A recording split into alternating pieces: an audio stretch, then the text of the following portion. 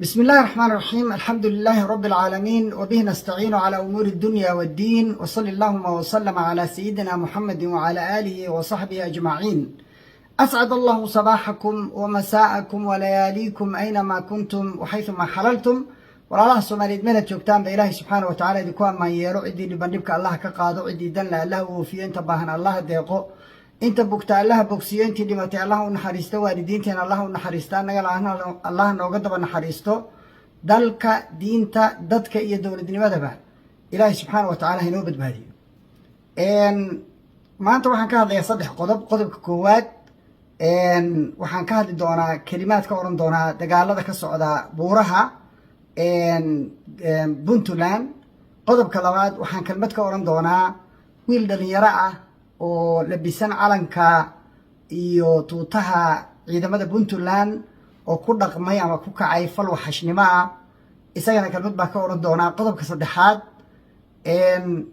mufti ka soo baxay tiktok oo nin dhalinyaro ah oo diin ka hadlaya quraan daliishanaya isagana kelmad baa ka oran doonaa. dagaalkii ka socday buuraha si laxaad loo socdaa waxaan rajaynayaa insha allahu tacaala maalmaha soo socda inuu soo afjarmo. The time will tell. maxaa ku xigi doona ishaan ku hayaa imaaraadka anigu uma aqaan ally ama walaal ama saaxiib ama qof la soo dhawaysto. imaaraadku taariikh bay leeyihiin, taariikhdooda madow oo foosha xun oo qabiixa ah oo anti muslimka ah ama muslimiinta meelay joogaan baa lidka ku ah camiilka ah oo cadowga u shaqaysa ujeedada xun oo ujeedo fiican aan lahayn oo aan wax la kala faa'iidi karin inay iyagu uun ku haleeyaan ay shaqadoodu tahay oo takhriibka u socda ishaan ku haya. dardarka ay ku jiraan iyo dagaalka ay ma ku xigi doontaa almadow ma ku xigi doontaa shabaab ma laga sifayn doonaa mise wada shaqaynta iyaga iyo shabaab haddaba u dhaxaysa baa sii socon doonta. time will tell. right now ciidamada puntland shaqada ay ku jiraan ilaa madaxweynaheeda ilaa askariga ugu hooseeya absolutely 100% waa in la taageeraa. ajnabiga soo duulay ee meelo fogfog ka yimi ee u yimi inuu hantideenna boobo, macdanteenna gurto, lacagteenna daldasho, dahabkeenna rarto, inay meesha ka baxaan oo laga sifeeyo. arrintaa qof dacwo ka qabi kara iyo qof hadal ka qabi karaa ma jiro. qofkii hadal ka qabaana waa qof aan fahamsanayn soomaaliya dhibka ay dhex fadhido iyo sida ay ugu baahan tahay wax kasta oo yar oo hiil ah oo noocay ahaataba ah ee soo gaara say ugu baahan tahay. marka arrintaa iyada ah markaan ka gudbo ilaahay subxaana wa tacaala ciidamada ha guuleeyo. ilaa iyo haddana guula lixaad ayay la kulmayaan. curaar meesha la yiraahdo oo duqaynta tirada badani ka dhacday oo ay ka qaxeen waxaa la faafinayaa ninkii madaxda u ahaa nimankaa in lagu dilay halkaa. ilaahay run ha ka dhigo, mujrim buu ahaa, isagaa soo hogaamiyey dadkan ajaanibta oo carabta oo ka soo duulay meelaha aad u fogfog. ujeedadooduna ay tahay dhaqaale aan diin ahayna dhaqaale ah. buuraha waxay ugu jiraan macdan iyo dahab iyo waxaa laga qotaa dhagxanta qaaliga ah. lacagaadu badanna waa laga sameeyo milyanis ah. ilaahay waxaan rajaynayaa subxaana wa tacaala inuu dhammeeyo waxnana uusan ka reebin. qodobka markaa intaan kaga gudbo qodobka labaad waxaan arkay nin la yaraa oo reer puntland oo ciidamada labiskoodii qaba oo nin da'yara oo calankii puntland gacanta ku wata, garabkana ay ugu dhegan tahay calanka puntland, isla markaasna calankii soomaaliya intuu dhulka dhigo ku istaagaya. wiilkaasi waa mujrim bilisaani alxaali walmaqaal, waa mujrim. dembi buu ka galay ummadda soomaaliyeed. waxa loo soo marayna ma yaqaan, aabbihiisna ma barin. nin dhaqan xun oo akhlaaq xun oo aan mudnayn inuu ciidamada ku jiro wey. qofka noocaas oo kale ahi waa xubin mufsid ah oo hallaysan oo u baahan ummadda in laga jaro. calanka soomaaliya calamadan yaryarka oo aad wadataan oo calalada aan u aqaan la mid ma aha, lana miisa maaha, lana qiimo maaha. sharafta iyo karaamada uu leeyahayna dadkii u soo dhintay baa garanaya wixii loo soo maray wiilka yarka ahi ma garanayo aabihiisna midhaa ma uusan barin hadduu doonana maba uusan aqoon ma ujeeda adeer ummadda muslimiinta ah oo soomaalida la yidhaahdo gees ilaa gees dembi baad ka gashay meelay joogaanba kuwa qurbaha ku nool kuwa ku nool 5 qaybood oo Soomaaliya 5 xidigta 5 gees leh ayaa midaysa ummadda Soomaaliyeed iskuna haysa inaad ku istaagtana waa dhaqan xumo iyo adab darro ummadana kama aadan xishoon ilaahayna kama aadan xishoon yani afis iyo waa inaad dalbataa in lagu afiyo waa inaad dalbataa raali gelin buuxdana waa inaad ka bixisaa calankaas aad ku xadgudubtayna waa inaad ka lushaa meesha ugu sareysa ee aad gaari kartid isagana kalbadaasan ka hore waa ujeedooyinka qarsoon oo cadowgu ka leeyahay geyiga Soomaaliyeed waxaa la doonayaa ummadda iyo in la kala fogeeyo qiyamkeeda ummadda iyo in la kala fogeeyo waxyaabaha muhiimka u ah in laga dilo wadaniyadda markaa laga shaqaysto waana wax hadda socdo annagu haddaan reebelnahay nama khusayso Soomaaliya waxyaabaha socda wey Somaliland iyo Puntland waxaa loo abaabulayaa meesha ay ku yaalaan baa musiibo ah Soomaaliyana meesha musiibada ku ahi waa meesha juqraafiga ay ku yaalaan Ruush iyo Mareykan Yahuud iyo Carab kulligood indhahay ku hayaan waa meel khariban waa meel cudud u baahan iyo dad aqli leh oo baraarugsan oo indhaha kala haya kelmadaas intaasan ka oranaya wiilka yarka dawladdiisu shaqaha ka qabato ha laga saaro ciidanka ha la xiro apology haddii kale ha bixiyo apology dhammaystiran ha bixiyo hana la ciqaabo qodobka saddexaad waxaan arkay nin dhalinyaro ah oo tiktoka muftika ah wuxuu dad buusaa u safay wuxuu leeyahay hebelow sokor haddaa cuntid ka waran diinta maxay ka qabtaa xaaraan weeye ma banaana waa dad uu cabsiiyey oo ka dhaadhacshay oo isagu mufti ugu yahay inay xaaraan tahay sokortu hadda waa sokorta aan cunno oo shaaha ku karsanno oo cuntada iyo lagu darsado sokorta weeye wuxuu yidhi xaaraan weeye dadkaas dhan oo halkaas safan qof yidhaahda war waxa akhriyaysid waxba kama jiraan sheekh namatiida meel fariiso oo ku dhaca waa laga waayay yani waxyaabaha mimma yu'lamu min ad-din bid-darura waxyaabaha aan u baahnayn in sheekh tahay saad u ogaatid inay xalaal yihiin waxa kamid ah cuntada aan cunno every day dadka muslimiinta ah oo ku nool wadankiina oo dhan oo hooyooyinkiin ay kamid yihiin oo isaga ka yarka oo indhaha soo xanjaysanaya uu kamid yahay oo hooyadii kamid tahay aabihii kamid yahay weligood ay cunayeen sokor weey marka qof yiraahdo war sokorta iyo timirta iyo bariiska iyo baastada iyo xalaal weeye aamus waxaan garanmaysid faraha la gelin cilmi kale weeyo diin la yiraahdo oo la barto oo la yaqaano culimo la yiraahdo ay ku takhasuseen cagaha ka dhig wiilka waxaan leeyahay wiilow ilaahay wuxuu yiri subhanahu wa ta'ala wala taqulu lima tasifu alsinatukum alkadhiba hada halal wa hada haram litaftaru ala allahi alkadhib inna alladhina yaftaruna ala allahi alkadhiba la yuflihun ilaahay wuxuu dhaar ku maray wuxuu yiri horta arabkiina ha barinina idab darro been ah oo idinku iska abuurateen inaad tirahdaan waxaasi waa xalaal iyo waxaasi waa xaraan ilaahayna aad ku been abuurataan qofkii saa yeela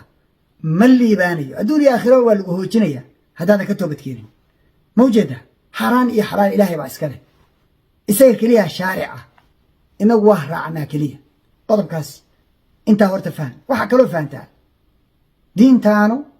waa science iyo arts isku jira culuum weeye la barto waqti iyo juhdi iyo waxa gala lacag iyo magaranaysa aqli baa galo ku dhamaada dad baa indhahoodii ku beelaysay wax u akhriyeen adeero marka cagaha ka dhigo u daa culimada fasalu ahla dhikri kuntum la ta'lamun waxaad aqoon culimada weydii kana har hana isaga dhigin culimo dad ka liito kooxa intaad urursatid sheekh haw noqon waa dambaabaysa iyagana waa luminaysa waa dambaajinaysa kulligood waa dambaajisay waxaad ka dhaadhicisay shay xalaala oo ilaahay xalaaleeyay inay xaaraan tahay muxuu daliishaday wiilkaasi wuxuu leeyahay inuu rijsun weeye rijsi weeye khamriga laga sameeyaa hatta chemicalska iyo processka ay maraan ma garanayo wariyaa sokorta wiilow anaa kuu sheegaya sida loo sameeyo sokorta iyo khamriga isku shay baa laga sameeyaa sugar cane la yiraahdo ama khasab Soomaaliya ay tiraahdo Soomaalidu ay tiraahdo khasabka beeraha inoo ka baxa ayaa laga sameeyaa sokorta iyo khamriga labadaba khamrigu wuxuu kamid yahay by productska sokorta marka laga shiito oo lagala baxo waxyaabaha soo hara waxaa ka mid a khamri waxaa ka mid a alcohol waxaa ka mid a barafuun waxaa ka mid a waxyaabo kale oo byproducts badan ah caagaga ka mid a waxyaabo badan baa ka soo baxa waxaasoo dhan kulligood baa khasabka laga wada sameeyaa ee sokorta khamro lagama soo sameeyo waxaan kaloo kuu sheegayaa khamrada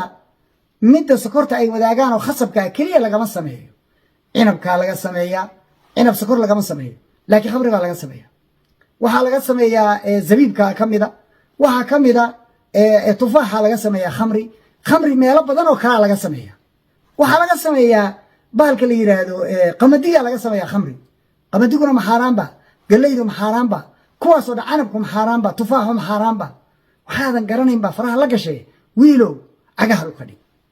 waxaan kaloo rabaa inaan kuu sheego rijs buu ku celcelinaya rijs wey rijs maxay tahay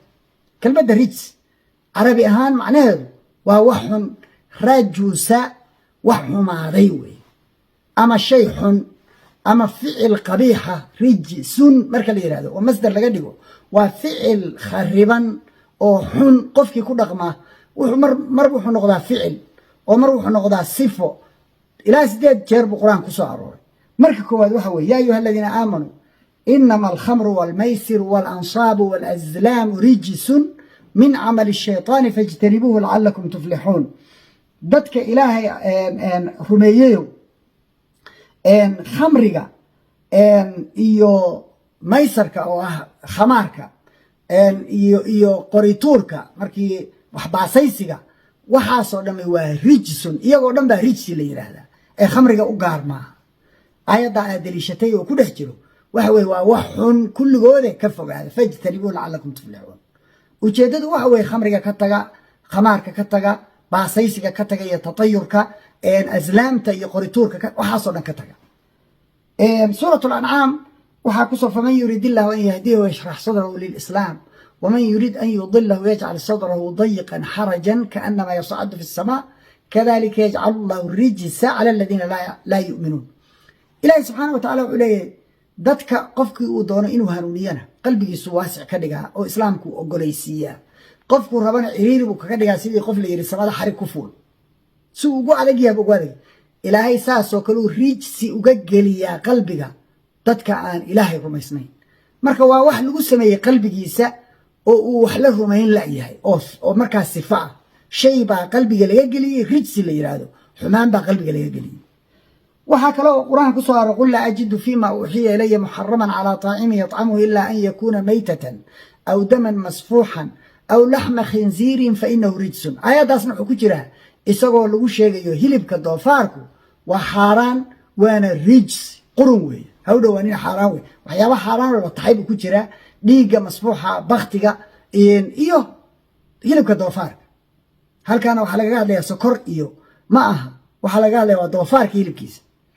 waxaad arki doontaa iyadoo dadka laftigooda la sheegayo oo suuratu tawba waxaa ku jira sayaxlifuuna billahi idan qalabtum ilayhim litucriduu canhum faacriduu canhum inahum rijsun nimanka munaafiqiinta la yidhaahdo markii ay jihaadka ka dhuunteen hadhow markaad soo noqotaan waxay idin dhahayaan intay idiin dhaartaan wallaahi si aad uga tagtaan oo uga sii jeesataan iskaga sii jeesta maxaa yeelay waa rijsi qurun weeye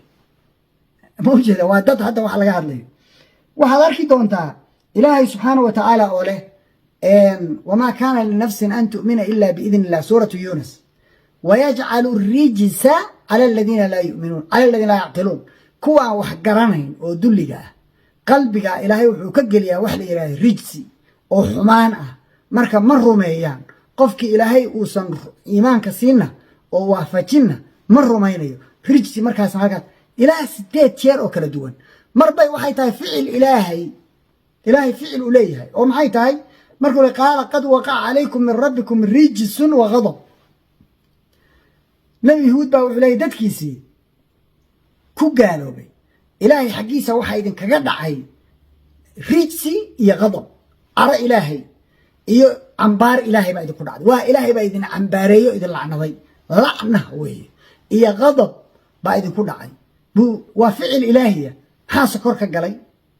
maxaa khamri ka galay yani wiilkaasi ma garan karo kelmadda xataa macnaheeda ma garan rijsi wey ha u dhowaan sokorta xaaraan wey buu leeyahy indha adayga iyo geesinimada baaba iiga daran saas u soo indha cadiya yaa hebelow haye sheeg sokorada carabka saartid waxa isleeyahay war qofkan waa mutamakin gacanta waa ku hayaa baashi hadaadan wax garanayn waa u digayaa isaga iyo kuwa la midka ah reyaalow dhagdhagta iyo intay iska daysaan diinta ilaahay ka fariista diinta ilaahay culimay leedahay iyagaa loogu tagaa faraha ka qaada waana la bartaayo meel baa loo fariistaaye wax lagu riyoodo ama kugu soo dega ama tiktok aad la dhex fariisato aad wax kale aad ku shaqo tagtaa weye waxaad dadka ku soo jiidato kale ma weyda inaa ilaahay u soo dhardhigatid mooye ka xishood ummadda oo ilaahay ka xishood oo diinta islaamka ammaan geli oo magan geli intaasaan oranayo billahi tawfiiq